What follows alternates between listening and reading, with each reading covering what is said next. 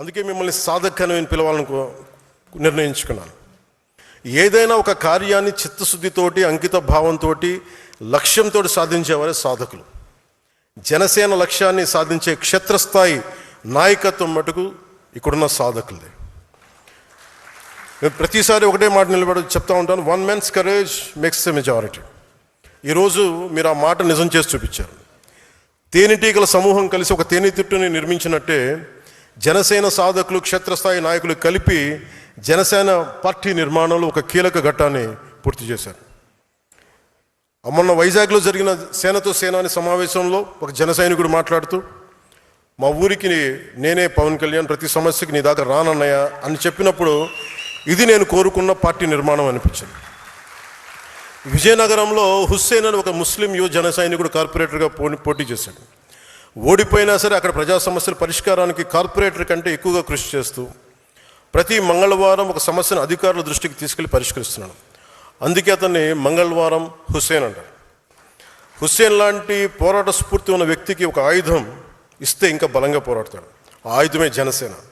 ఇలాంటి వ్యక్తుల్ని నేను కోరుకుంటా ఉన్నాను. అలాగే తెలంగాణ నుంచి నల్లమల చెంచుపెంటకు చెందిన శివాన్ని 18 ఏళ్ళ యువకుడు కావచ్చు, అరకు పాడేరు ప్రాంతంలో నక్సలైట్ అవుదాం అనుకున్న ఒక బాబురావు కావచ్చు, వీరికి రేపటిపై నమ్మకం కల్పించింది జనసేన. అది పర్టికులర్లీ వల్నరబుల్ ట్రైబ్ గ్రూప్ వర్ణానికి చెందిన బాబురావు ఈరోజు నక్సలిజం ఆలోచనలు వదిలి ప్రజాస్వామ్య వ్యవస్థపై నమ్మకం పెట్టుకొని జనసేన తరపున వార్డు మెంబర్గా గెలిచి ఉప సర్పంచ్గా ఎదిగాడు. ఇలా నన్ను కదిలించే సక్సెస్ స్టోరీస్ చాలా ఉన్నాయి. జనసేన అనేది ఒక రోజులో పుట్టింది కాదు, ఒక 25 ఏళ్లుగా నాలో రగులిన ఒక ఆలోచనలకి ప్రతిరూపం.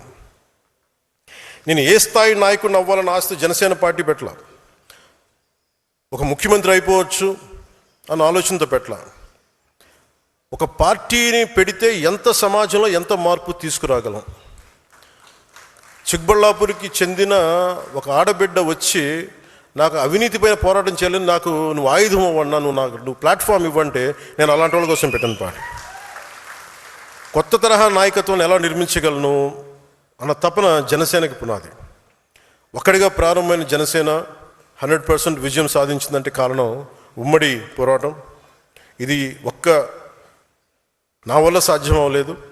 నా మీద నమ్మకంతో నాతో నడిచిన మీ అందరికీ ఈ విజయాల్లో నేనెంత భాగస్వామ్యం నాకుందో మీకు అంతే సమాన భాగస్వామ్యం.